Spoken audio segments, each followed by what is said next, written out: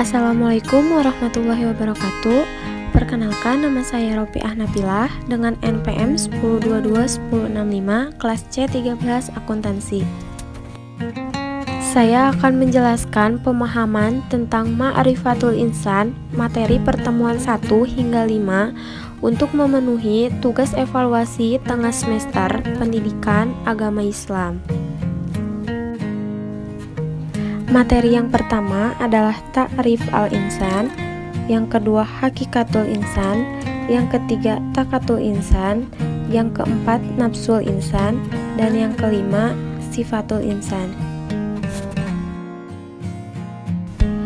Manusia adalah salah satu makhluk ciptaan Allah Subhanahu wa Ta'ala yang memiliki peranan penting dalam kehidupan di muka bumi.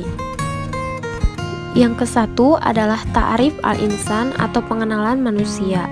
Asal penciptaan manusia berasal dari tanah dan ruh. Berasal dari tanah yang sudah dijelaskan dalam firman Allah Subhanahu wa Ta'ala, Quran Surat Al-An'am ayat 2, yang artinya, Dialah yang menciptakan kamu dari tanah, kemudian Dia menetapkan ajal atau kematianmu dan batas waktu tertentu yang hanya diketahui olehnya.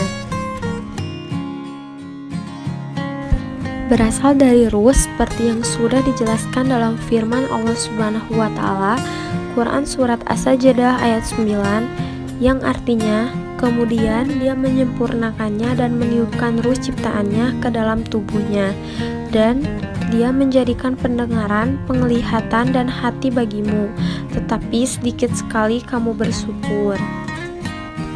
Unsur manusia yang pertama adalah hati, yang kedua adalah akal, dan yang ketiga adalah jasad. Diciptakannya manusia adalah satu untuk beribadah atau al-ibadah, seperti yang dijelaskan dalam firman Allah Subhanahu wa Ta'ala, Quran Surat Az-Zariyat ayat 56, yang artinya, dan aku tidak menciptakan jin dan manusia melainkan supaya mereka mengabdi kepadaku. Yang kedua adalah menjadi khalifah, seperti yang dijelaskan dalam firman Allah Subhanahu wa Ta'ala, Quran Surat Yunus ayat 14, yang artinya, kemudian kami jadikan kamu sebagai pengganti-pengganti mereka di bumi setelah mereka, untuk kami lihat bagaimana kamu berbuat. Yang kedua adalah Hakikatul Insan atau hakikat manusia, yang terdiri dari satu makhluk. Menurut KBBI, makhluk adalah sesuatu yang dijadikan atau yang diciptakan oleh Tuhan. Sifat-sifat makhluk adalah 1. Alal fitrah atau berada di atas fitrah, 2. Lemah, 3. Bodoh, dan keempat fakir. Yang kedua adalah dimuliakan. Dengan ditiupkan ruh, memiliki keistimewaan, dan dimudahkannya alam padanya. Yang ketiga adalah dibebani dengan beribadah dan menjadi seorang khalifah. Yang keempat adalah bebas memilih, dan yang kelima adalah balasan atau pertanggungjawaban yang bisa berakibat surga dan berakibat neraka. Materi yang ketiga adalah Takatul Insan atau potensi manusia. Potensi yang Allah berikan kepada manusia adalah pendengaran, penglihatan, dan hati. Potensi pendengaran, menurut pandangan perspektif Islam, adalah mendengarkan ajaran-ajaran agama Allah yang disampaikan kepadanya oleh Rasul-Rasul Allah Subhanahu wa Ta'ala. Potensi penglihatan, Allah memberikan penglihatan sebagai anugerah, dianugerahinya pula manusia mata yang dengannya ia dapat melihat, memandang, dan memperhatikan kejadian alam semesta ini. Dan potensi hati, menurut Ibnu Rajab Hambali, seperti raja kepada seluruh anggota badan, yaitu tentara yang patuh dan taat. Adapun sikap yang harus kita tanamkan dalam diri setiap diri manusia, yaitu 1. Al-mas'uliyah atau tanggung jawab. Dan yang kedua adalah al-amanah atau amanah, sesuatu yang dipercayakan untuk dijaga, dilindungi, dan dilaksanakan. Materi yang keempat adalah nafsul insan atau jiwa manusia. Nafsu ada pada manusia setelah bercampur jasad dan ruh.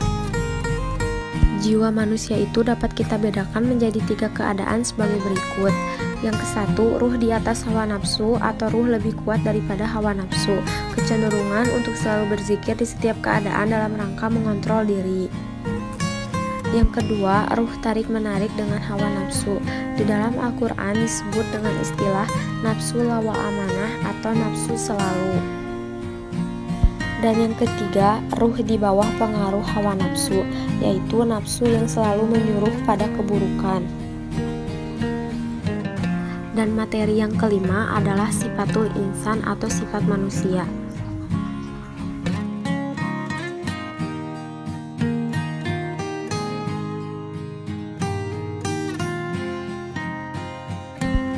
Takwa yaitu jalan yang Allah ridhoi. Orang yang memilih jalan takwa termasuk orang-orang yang beruntung.